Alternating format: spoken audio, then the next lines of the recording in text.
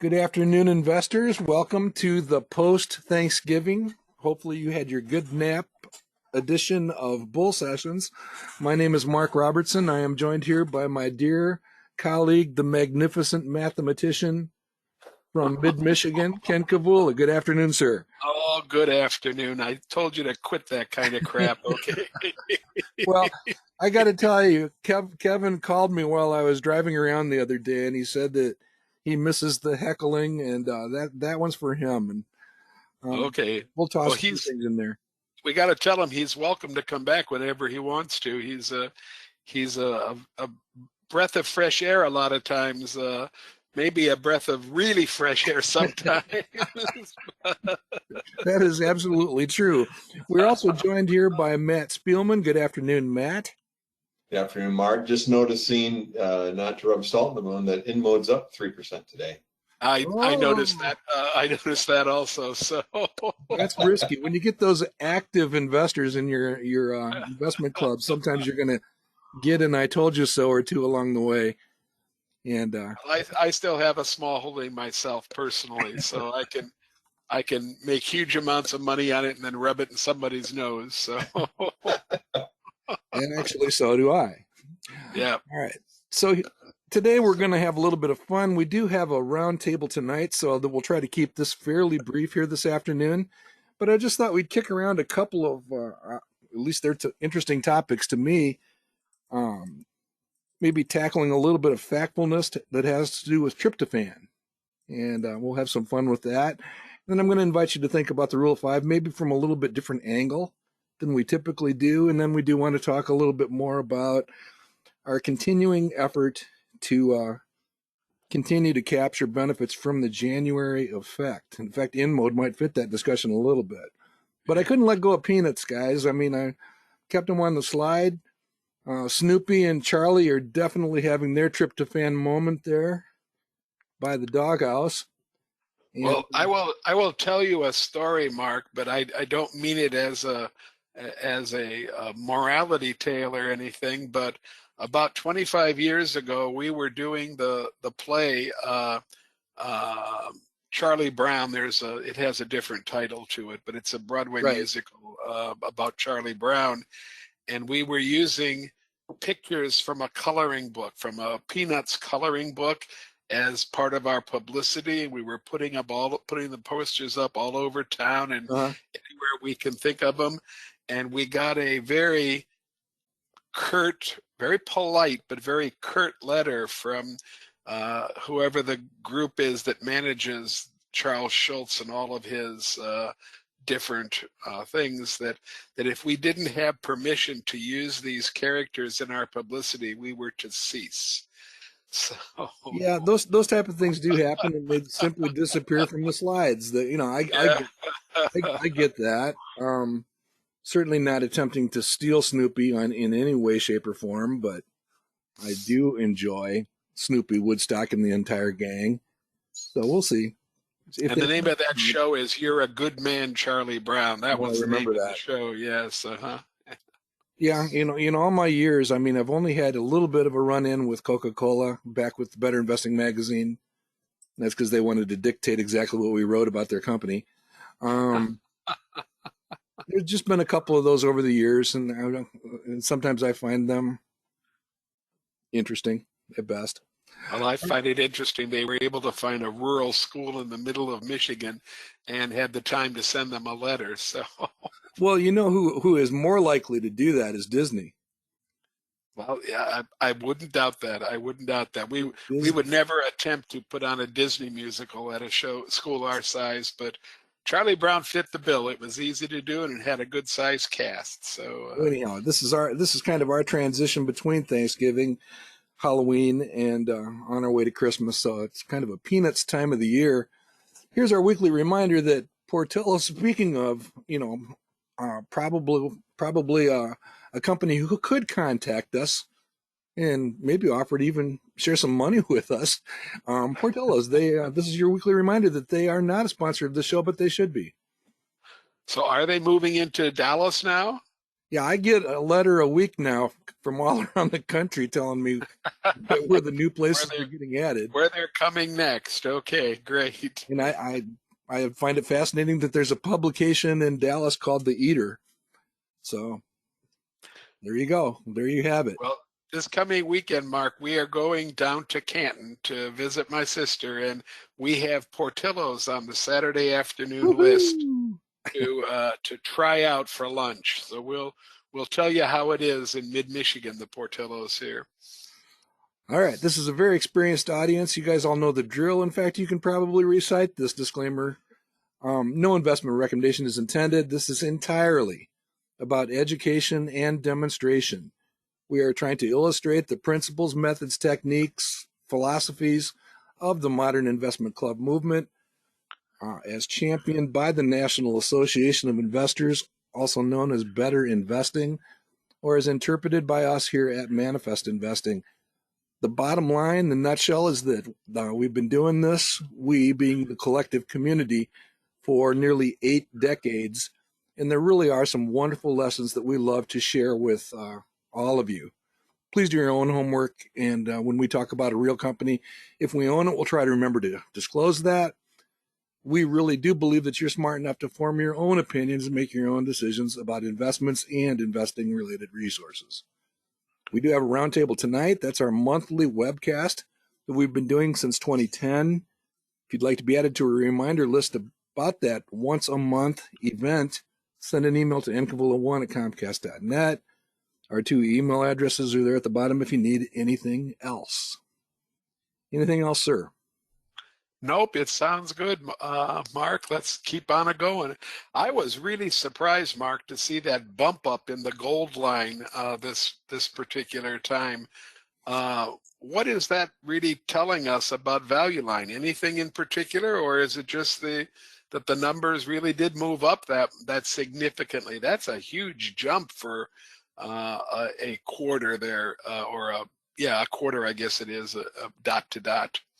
I would attribute it to a combination effect. First of all, the prices were down much lower 1 month ago. So you get some lag in the value line stuff. So, some of it was pumped up by the fact that the prices were nearly 10% lower a month ago. And then the other thing that we are seeing, especially as the year winds to a close, there were an awful lot of pessimists out there. And some of that pessimism is waning. So you see that combination effect of the lower prices from a month ago in combination with increases in expectations for the end of this year and obviously their longer term forecasts. So that's what it is. That previous dot had just dropped down to basically average, right? Right. And so now we're considerably, that's looks like, I mean, I'd call that 14.5, 15% easy, whatever that number is. And that's a really nice average return for something in value line. Absolutely. Yeah. And the one other thing that we will point out is this gap here, although it's narrowed, we're still below the long-term line. So absolutely. The average forecast is pretty good. You're going to find a few more stocks in your buy zone or with an acceptable return forecast. And then we still have a month and a couple of days to go before that line finishes its final resting place. So let's hope that it continues to move up.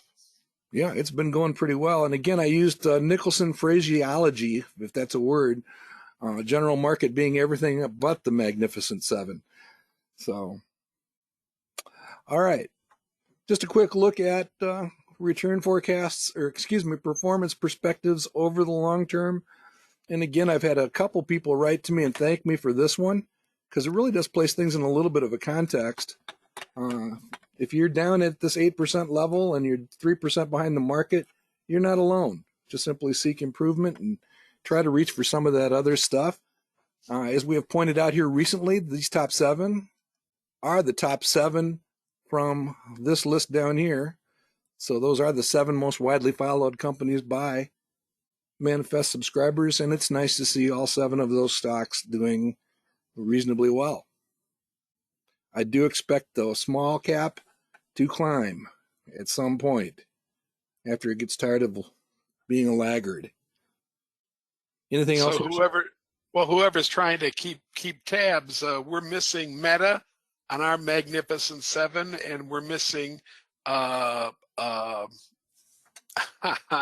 Elon Musk's car company. My goodness, am I getting a Tesla, boy, you brain have a block freeze? on there. Tesla there, yeah, huh?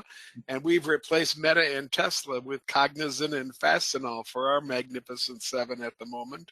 Yep. So it's And that's and what, remember, folks, when you're reading these columns, that last column is not the return. That's the relative return. That's how much it's beating the market. And that's really a significant number. The return numbers are even nicer to look at in their third column in. yeah, this is the actual annualized total returns dating back to these inception dates. All right, pressing on, this is just a reminder of how things have gone this year. It shows in rather dramatic fashion how powerful November has been. The top one is the NASDAQ, basically the QQQ type stuff, checking in at 36%. This is as of a day or so ago. That index has been on fire, fueled by many of those Magnificent Seven stocks that they talk about on Ken's CNBC. And second one down here, which includes all of them for sure, is the S&P 500. But the thing we draw everybody's attention to is many of these companies are actually in pretty good shape, yet they have continued to languish. That would be the S&P 400 mid caps. It's going to have quite a few medium-sized companies in it, and the S&P 600, which is small caps, which has many of our favorites and some garage sale distressed merchandise. So if we were to summarize this slide with a single sentence, we could say there's lots of bargains down in those small and medium stocks, right? I think there are, unless you really stretch into areas and minefields you don't want to go to. And that leads us into this minefield. Your thoughts? Well, I told you before we began the broadcast that I never would have guessed 40%. If you would have said, Ken, what do you think the non-performing, the non-earning companies are? How many of them are there in the Russell 2000? I would have guessed 25%, maybe a quarter of them. But 40% of the companies not making money. And notice that's not even the high for this particular graph. Back a couple years ago, it was up to 45%. So that's troubling when we're looking at an index. And to me, I think that makes the Russell 2000 almost uninvestable. I would not be putting money into an index where 40% of the companies made no money of any kind, had no earnings of any kind. What do you base an analysis on? And I know we can talk about cash flows and we can talk about sales growth rates and everything, but when it all comes down to realistic ideas about where a company's going to be in 4 or 5 years, I really think you need a little bit of earnings to add to the mix to make it interesting and to keep it honest. Yeah, and I would add to that, one of the things that we do know about smaller, promising, higher quality companies, when we come out of one of those gray shaded areas known as recessions, they typically take off. And what we're seeing here is a whole bunch of companies that continue to have operating difficulties or challenges, and I'm sugarcoating that. So that means there's a bunch of small cap companies here that are in almost a seizure or very unhealthy condition, and they're kind of dominating this. Because I think if you could split this into some type of a quality versus low quality, some people say deep value population, it would be interesting to see what that looks like. Because again, coming out of a recession, a great small company really can explode and do well, explode in a good way.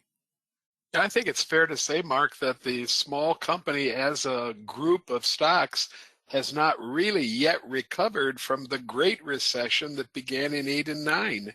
I mean, we look back to there, and even back before that Great Recession, we're still looking at maybe 18 to 20% of the companies not making any money. But we've never come even close to that number again since that time.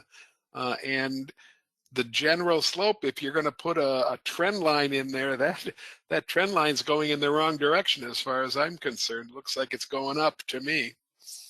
I would agree. So it's just telling you that the Russell 2000 is a deeper and more dangerous minefield than it's been in a long time. Yep, absolutely. All right.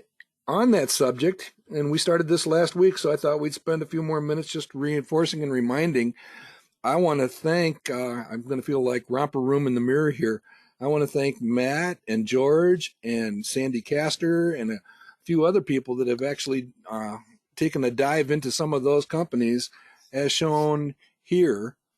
We actually published a list of the top, I think it was the top 200, and I ranked them by sales on the Manifest Forum, Ken. And all of those people are beginning to hold their hand up and say, we should probably take a closer look at this one. So we will be doing that as part of our weekly updates. I'm just catching up with that now. That's what you see right here. In our weekly updates, we're going to basically honor this Warren Buffett bold claim. And he talks about owning small companies. And how we stay away from some of that minefield is right here. We're basically looking at the growth, and if you could throw quality on top of that, we are trying to find opportunities amongst those growing and higher quality companies in that population. So we will be taking a closer look at that. Yeah, Ken. So, Mark, that 2000 is misleading. This is not an index made up of 2,000 stocks then, or does it still have 2,000 stocks in it? Actually, the Russell 2000 growth that you see here is an exchange-traded fund that probably has closer to 1,000. What they do is they strip the Russell 2000 into pieces, and it might have 1,200, something like that. And when they're talking about growth, are they talking about just revenue growth, or are they talking about revenue and earnings together? What exactly is their definition of growth to be included in this particular ETF? Yeah, that's a tough one. I mean, that's that old growth versus value. The people ask our community, are you a growth investor or a value investor? And we answer yes. All right. So for us, it's kind of hard to get into some of those. It's literally taking shoe boxes and then trying to fill them by defining them in some way. But in this case, they really do seem to stick to the ones that have higher growth rates. So that is kind of the dividing line between that one and the Russell 2000 value, which is where so they're basically looking at revenue growth then, right? For the most part, yeah. For the most part, okay, all right. Mark, I don't have a citation, but I was listening to CNBC while driving as background, and there was a great 1-minute rant, and there was another quote I was going to send to you, but he talking about growth versus value. He said, growth and value are things if you're a professional asset manager. If you're an individual investor, you have no reason to put yourself in a box like that and limit to what you might go look at. Our friend Josh Brown was ranting about that just this morning on one of the programs he was on as well. He did at least a minute on the fact that retail investors should not be even trying to identify themselves as growth investors or value investors. That's exactly it then. Yeah. Okay. It was ranty and talking heady, but I thought it was some really great a moment of clarity, great points to try and get out to the audience as opposed to just blah blah blah whatever is today. Well, and good, solid, easy to understand reasoning behind it too, Matt. It wasn't something that was pretty exotic, and he wasn't trying to use language that was going to confuse people. He was basically saying, get rid of the labels, look for good companies, period. He's one of us. Yep. Well, I probably had him all riled up because I was teasing him this morning about his BlackBerry selection for the CNB stock picking contest a few years ago. So let me see if I have this right, Mark. What you're going to do is we're going to add a little segment to our bull sessions that tries to pick one or two companies from this list and feature them going forward. I think that's a wonderful, wonderful idea. Yeah, and in fact, I think we're going to have so much fun as we do this because Len and Matt and others, Sandy and George, have all identified companies which I think would be threats to be considered for our best small company list. It's been a while since we did a decent Christmas countdown. I think what we'll do is any company that could have or should have qualified for the list on Halloween, we'll throw in this one, and just for comparison purposes, just have some fun. Okay, I have an alert on certain places in the forum where I get an email if one of the more interesting threads has something added to it. And so I've been reading all the things coming out from Len and from Sandy and from Matt. And I'm telling you, I'm excited by some of these brand new names and by what the companies do, first of all, but also just taking a look at their graphs and their unfilled in SSGs. The data itself kind of makes you feel real good that there's a lot of ideas out there yet that we haven't gone deep enough to say that the ideas are all used up. So, and I'm going to be all over Maui land and pineapple. All right.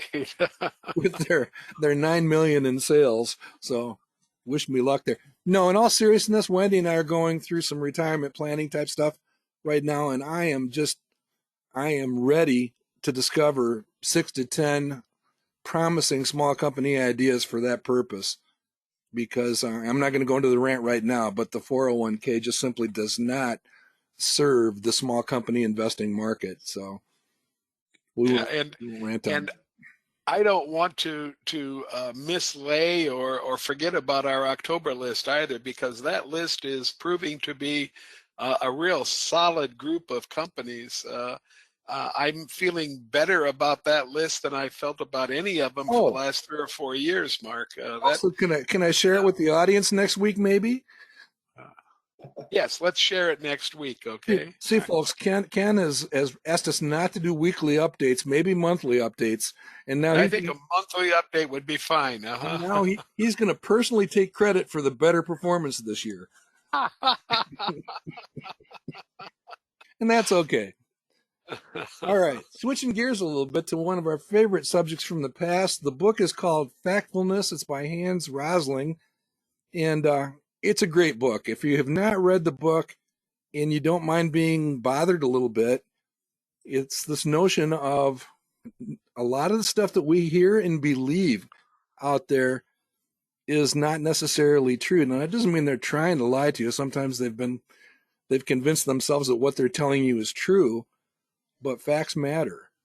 And this book is awesome. It's on our reading list at the bull sessions, and it would be one that is a whole lot of fun. So, Ken, did you go Black Friday shopping?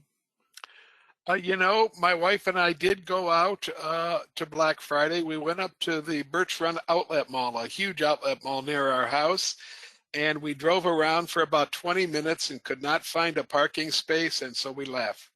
So this was happening. That was our shopping experience. So you took pictures. This is video from your cell phone. Yes, it is. Okay. All right. So I thought we'd have a little bit of fun with this, and this one kind of stunned me a little bit. Most people believe that there's basically a bump in sales in the fourth quarter of the year for many retailers. So if you look at the total retail population out there, what percentage of annual sales lands in the fourth quarter? So if it was 40%, perhaps you'd say first quarter, second quarter, third quarter, 20% each, and then 40% in the fourth quarter. Go ahead and enter your guess in the question tab. And thanks. And Ken can actually read up on this. Now, Ken, you don't get the answer because you know the answer. Okay, all right. But so I will try to keep you up to date on what we're getting in the question tab here. Any numbers out there? I will tell you I get a 50, a 10, a 30, an 80, a 30. Okay. I did ask We'll, all we'll, of my family members this question, and that came in at about 40, 45, 50. The I general asked sentiment. my wife this question, and her answer was 35. So put that into the mix. Here's a 25 that just came in and a 40. And in order to protect everybody, I will not mention any names. I just got a Okay. 75 and a 25. Okay. All right. And So 30. So we have two people, Mark, that are right on. Would you like me to announce who our winners are, who came the you closest? can announce it, but Okay. So we have a gold virtual award for Martha Brown and Phil Crocker, who both guessed 25%. And Mark's just put up the answer on this slide right here. and I will tell you, I was a bit stunned by this one. I mean, this came from Morning Brew or whatever, and then I got in and I actually took a closer look, and it's basically true. That's not to say that there aren't a couple of retailers out there that approach 40% for their fourth quarter revenue seasonality. But in general, when you look at retailing in general, this is the situation. So it's really kind of stunning to me. Well, And I think, Mark, that if you didn't get a chance, our audience today, to read that paragraph, could you go back just one slide, Mark? I would urge you to look at these slides again. If you didn't get a chance to read this paragraph that Mark has captured in the bottom left-hand corner that starts with the word "when asked," I think that this is an introduction to the book Factfulness. And if you have not read Factfulness, and it's written by Rosling with the help of his children, his two children, it's a eminently readable book. It really opens your eyes to a lot of biases that people have about facts. And it really makes it clear that maybe we're inducing a whole lot of extra stress by believing facts that have nothing to do with, that aren't based in any kind of reality.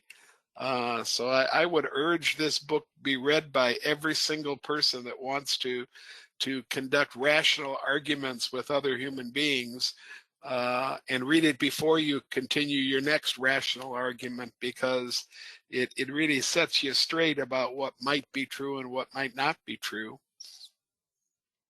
all right, at the risk of a humble brag here, I had posted something on Twitter, or as it's now known as X, or I can't keep track of it. And I actually heard from Ola Rosling, and people have asked me, why do you still mess around with Twitter or whatever, or what, where does it come in handy? And that is one example.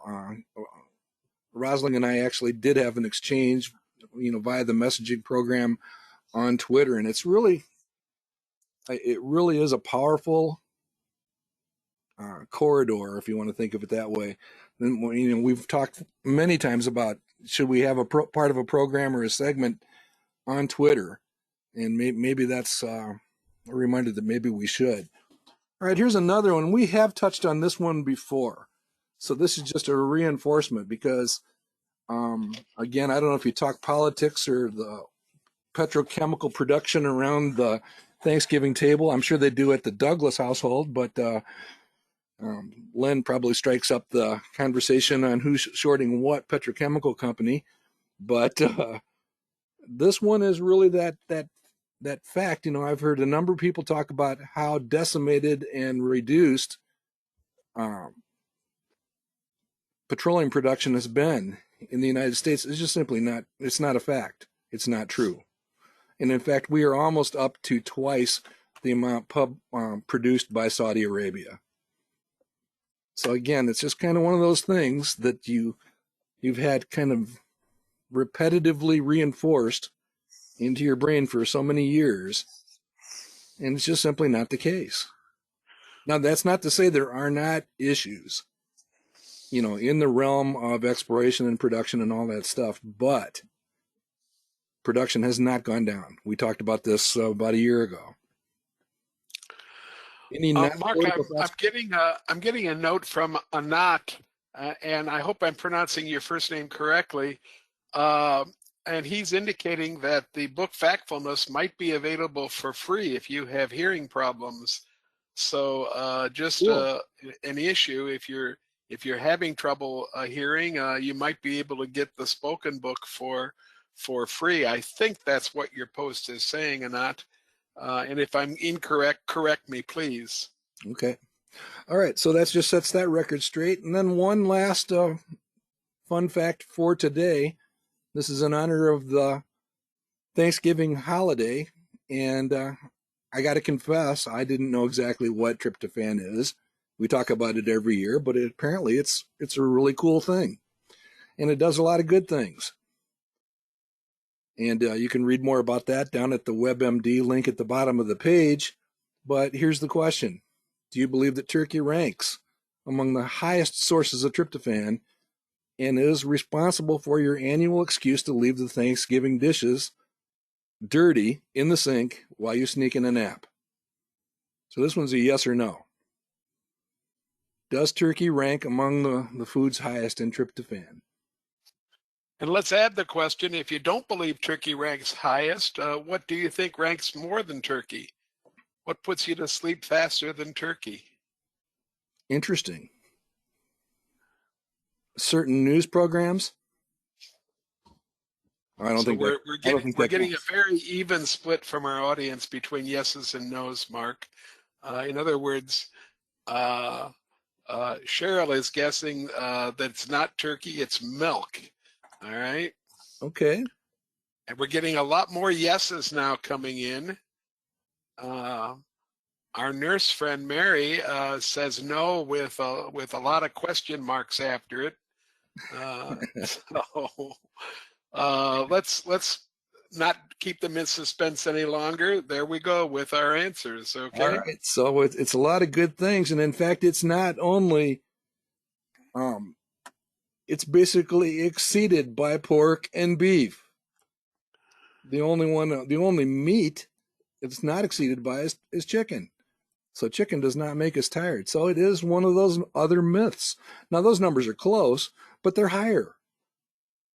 So one addition, Mark, 1 minute of internet research tells me that a hot dog is about 85 milligrams.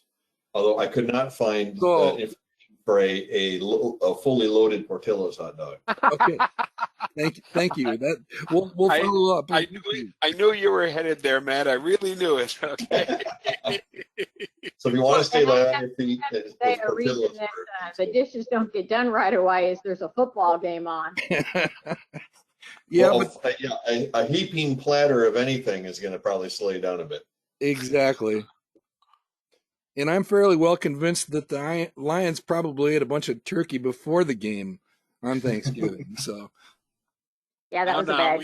You can't go back to lion bashing so soon. Come on, they still have a pretty good season going for them there, Mark, okay?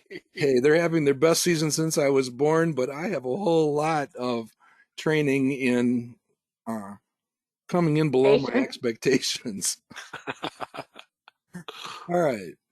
Good, clean fun. On to the groundhog, where tryptophan is not a problem.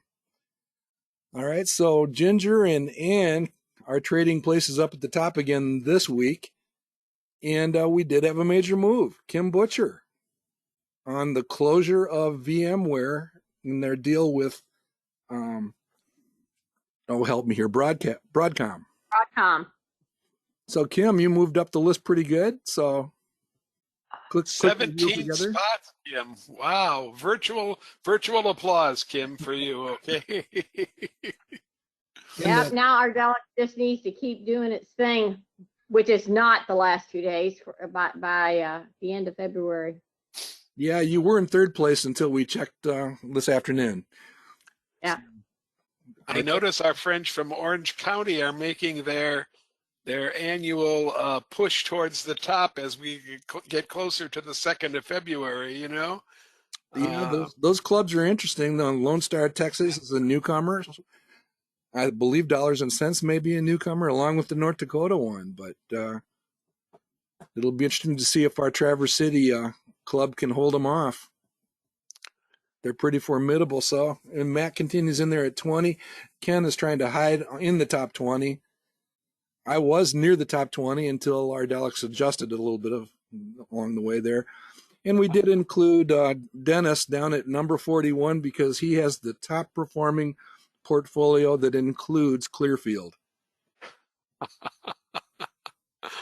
So oh, the poor great poor Clearfield. poor Clearfield has done Yeah. substantial damage this year. So we are back to the point where we're almost to where an average groundhog has a positive return, checking in here at -2. And we do notice that a mere 20% are beating the market so far. So 1 in 5. What was that? Anything else here, Ken? No, this is interesting. All And right, this so let's, one, we started talking about this last week when the Microsoft excuse me. slide was up. Mark, remember? Yeah, we did. We started talking about maybe it made more sense to focus on your winners rather than your losers. Yeah, so this is a really good follow-up to that. Yeah, and what I find fascinating and what I'm encouraging all of us to do here is think about just this notion of we talk about the rule of 5, we talk about 1 outperforming and 3 out of 5 doing pretty much what we expect, and then we focus in quite heavily on, and these are the ones we often remember the most. I know some of us kind of flush them after we sell them, but when we are disappointed by a stock, it leaves an impression. And I just think that coming at the rule of 5 from this direction might be doing it a bit of an injustice. That's my premise. And basically backing that up is this one. We have talked about this one in the past before. This is coming from a reference to Marcus Buckingham, and it's a great life lesson. And I was actually in the audience, actually talked to Marcus about this, and he just used the example of your child brings home the report card, and you start with assailing the grade there at the bottom. Now, try to ignore Ken that says Jim there. But we start on that one and start basically the attack. And Buckingham is basically saying what you really want to do is start at the other end and deal with, where are you thriving? How do we take advantage of that A+ in math? So, Ken, you're the professional educator here. Well, first of all, I'm going to go somewhere completely different, Mark. Oh, no. My father-in-law wrote a number of different books, and he wrote 2 of them with a partner, and his last name was Jones, and the partner's last name was Abbott. And so the cover of all both of those books had Mr. Abbott first and Mr. Jones second. And people always did what you just did with this book, and they talked about it being Mr. Abbott's book and forgot completely about the fact that Mr. Jones had half of the dropped out a little bit. Mr. Buckingham. Yeah. We have to also mention Mr. Clifton, who obviously had a lot to do with making this book a reality here. So we have Buckingham and Clifton in this book here. That applies to Graham and Dodd also. Exactly.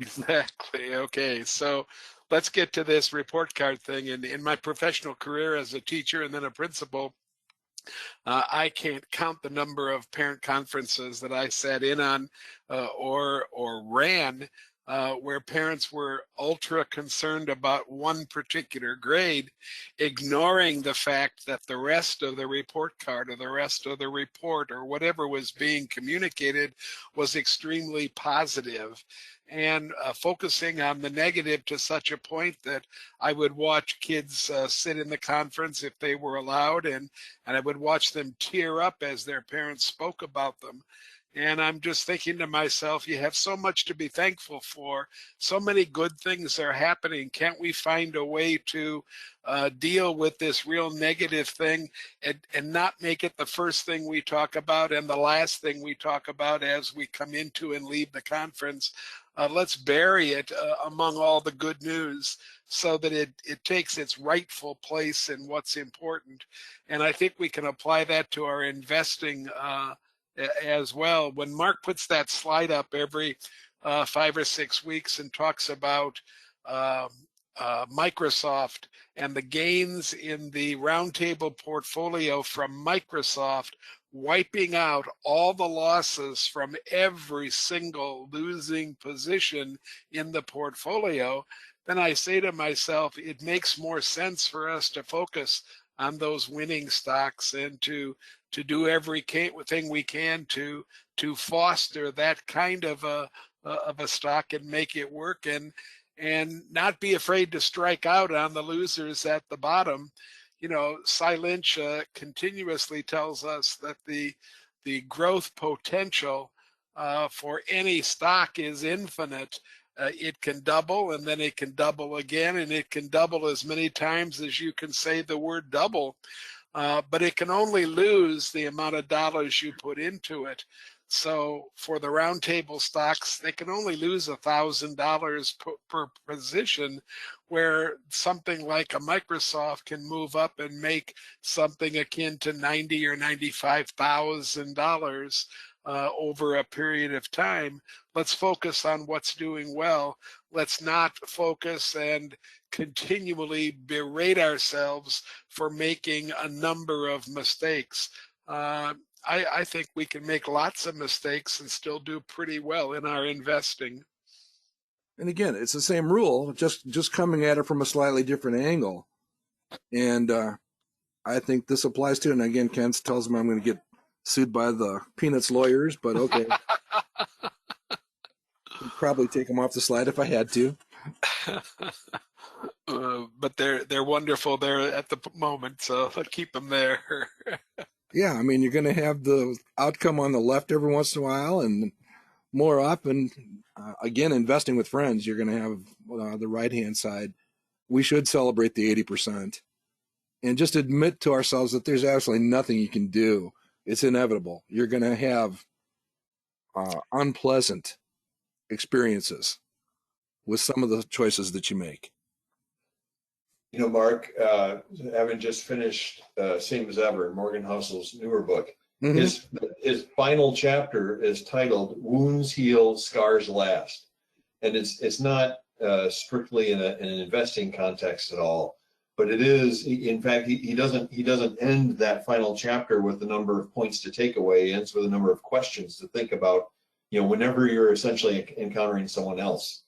But the idea, as this is, not only when something bad happens to you, but when it's unexpected, it tends to affect your behavior long after, you know, the event around it really impacted you. And so these few slides you've gone over really ring true with me there. His example was driving through Washington, D.C., driving by the Pentagon and seeing the Pentagon whole and essentially fully built, and then going to Reagan National Airport and going through security, right? And it's the point of, you know, the building has recovered from 9/11, but air travel was changed forever at a point where discussion or serious thought about changing what that might be would hit a lot of emotional buttons too. Yep, absolutely. I was thinking more mundane, Mark. I happen to know that right now, today, the small company list that is near and dear to both of us has 18 winners and 2 losers. And I know what we're going to do when we look at that list. We're not going to celebrate the 18 winners. We're going to look at the 2 losers and wonder why we pick such bad stocks. So now you did it. Let's keep this all in mind when that list goes up next week. Okay. Okay, all of you out there, try to forget that he said the number 2 when you see that list next week. All right, good stuff. All right, here's your reminder that we do archive these presentations on YouTube. Just go to YouTube, enter Manifest Investing, bull sessions, and or roundtable. We put the roundtables here also. Got pretty good traffic, Ken. Like you said, you never thought you'd see over 100. Well, there's 350 just from our most recent roundtable session. And here is the entire presentation of those 2024 best small companies. If you want to take a look at that. Here's our celebration of cranberries. My wife and I actually spent some time running around on Cape Cod, visited a couple of these. So we enjoy what they bring to the Thanksgiving table. I sadly had no cranberries this Thanksgiving. So. Oh, no. Kim, you I had a thought? was curious, that picture that you posted of what you and Wendy's favorite is of cranberries for Thanksgiving Oh, I could. in the can. I have never seen that here, and I want to know where you found it. Well, it's available in the stores. Kim is referring to one of those frilly, spritzy drinks that includes some adult beverage content, Ken, centered on cranberries. Maybe that'll be next week's picture with our best small company list. Sounds good. Sounds good. Because Celsius is on the list, and I think Celsius is one of those two companies right now, Ken. Anyhow. Now Well, their sales should be going up quite a bit after this holidays and this quarter. We have Dean out there giving us a fact. I hope that we're going to be passing on a real fact, but he tells us that the #1 producer of cranberries is not in New England, but it's Wisconsin. Yeah, so, that is true. Well, it is true. Okay, so yeah, in our nod to factfulness, we shouldn't get too enamored of the New England cranberry. Okay. It is an interesting process. You basically have this large field that they flood, and the cranberries rise to the top, and that's how they're harvested. Yeah. In bog mode. So a lot of good clean fun. All right. Here's our reminder. I can't believe you said clean. Here's our reminder that we do believe it's possible to be a successful investor, especially when you lean on others to do it. And I think that's it. Yeah. Other than we can leave just saying that our cage match is actually going pretty well. Matt as the current tag team lead. So with that, Ken, anything else in the hopper, or do we get back to work on tonight's program? Yeah, Mark, my wife has just come into the room here, and she's gotten a communication from somebody that it was forwarded, and it was somewhere with one of our people that are in our audience that has a communication that the roundtable is on the 29th. The roundtable is not on the 29th, folks. It's tonight, the 28th. We have no idea where this notice about the roundtable came from, the wrong date and the wrong time as well. But let me assure you that the roundtable is tonight, November 28th, and it starts at 8:30 p.m. And I just hope that this hack has not gone out to a lot of folks, okay? We will be answering anybody that's questioning this, but this hack gives the wrong date and the wrong starting time. So, yeah. If you're coming, look for a confirmation email, and that should be going out pretty quickly. The confirmation email. GoToMeeting sends it out. So. Nope. Sorry to hear that. It's definitely not good. Okay. All right. Well, we'll see you in a few hours, Ken. Okay. Good night. Good afternoon, everybody, and thanks a lot for coming. We really appreciate your attendance at these things. See you all tonight. Bye-bye. Take care. See you later.